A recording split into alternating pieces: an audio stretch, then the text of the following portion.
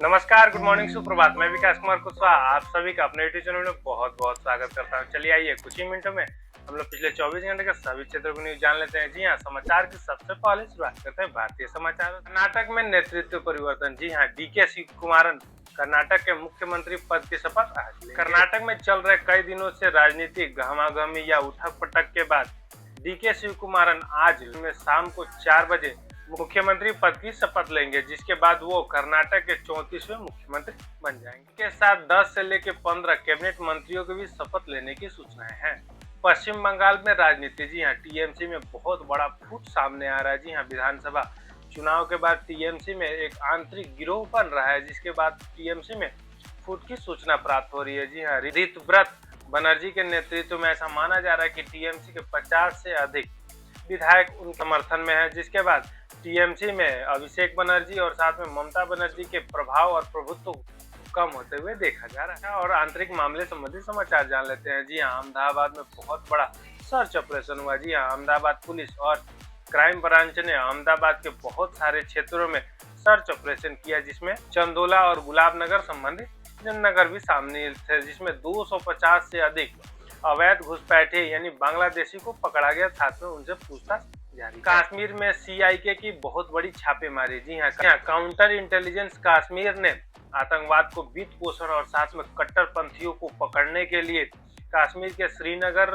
अनंतनाग, कुपवाड़ा जैसे महत्वपूर्ण क्षेत्रों में छापेमारी की। अब आते हैं बिहार कैबिनेट बैठक और अदालती संबंधी मामलों संबंधी समाचार जान लेते हैं। जी हां, आज बिहार के मुख्यमंत्री श्रीमान सम्राट चौधरी और उनके अन्य कैबिनेट की महत्वपूर्ण बैठक जारी है, जिसमें बिहार के विकास को लेकर महत्वपूर्ण फैसला लिए जा सकते हैं। खबर आ रही है आईआरसीटीसी के घोटाले के मामले को लेकर दिल्ली के राउत एवेन्यू कोर्ट में आज सुनवाई होगी, जिसमें लालू यादव, तेजस्वी यादव और साथ में राबड़ी देवी के खिलाफ आरोप तय किए जाने पे चर्चाएं होंगी। अंतर्राष्ट्रीय समाचार को जान लेते हैं। जी हाँ, सबसे प्रमुख समाचार आ रही है ईरान और अमेरिका संबंधी युद्ध से। यानी कुछ समय पहले यह दोनों देश आपस में वार्तालाप बात कर रहे थे, लेकिन पिछले 24 घंटे में यह युद्ध बहुत ही ज्यादा भयंकर स्थिति में पहुंच चुकी है, जिसको साथ ईरान ने कुवैत और बहरीन में अमेरिकी ठिकानों पर बैलिस्टिक मिसाइल से हमला किया। हालांकि कुवैत, बहरीन और अमेरिकी की एयर डिफेंस सिस्टम ने उन मिसाइलों को हवा में ही नाकाम कर दिया। जवाबी कार्रवाई। जी हाँ, अमेरिका ने जवाबी कार्रवाई करते हुए ईरान के केसम द्वीप पे भारी बमबारी।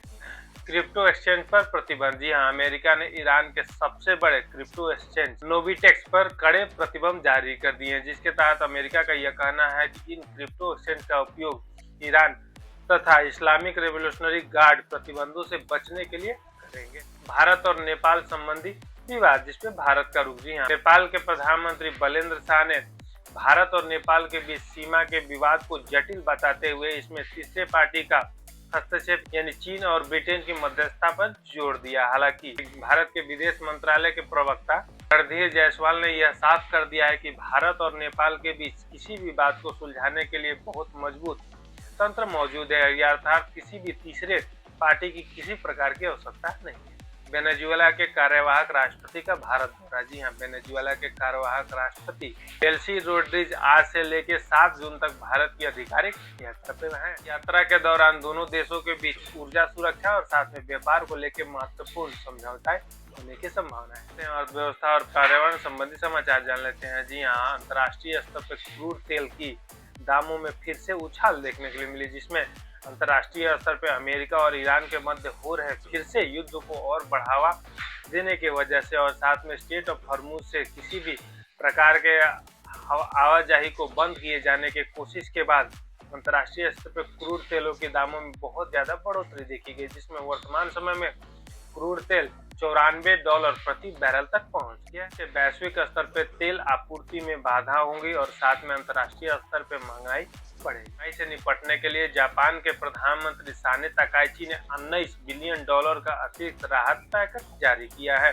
जी हाँ, इस पैकेज का प्रयोग जापान में गैस, तेल तथा ऊर्जा संबंधी आवश्यक चीजों में सब्सिडी देने के लिए किया जाएगा। मौसम संबंधी समाचार जान लेते हैं। जी हाँ, इस बार सुपर एल नीनो की संभावनाएं सबसे ज्यादा है। जी हाँ, मौसम वैज्ञानिकों का कहना है कि अंतर्राष्ट्रीय जलवायु परिवर्तन की वजह से इस बार सुपर एल नीनो बनने की संभावनाएं है, जिसको लेके भारत तथा अगल बगल के क्षेत्रों पर बहुत ही ज्यादा गंभीर प्रभाव पड़ते। 24 घंटे के सभी क्षेत्रों को महत्वपूर्ण न्यूज आपसे मिलते हैं कल नए वीडियो में नए समाचारों के साथ। तब तक अपना ध्यान रखिए। नमस्कार, जय हिंद।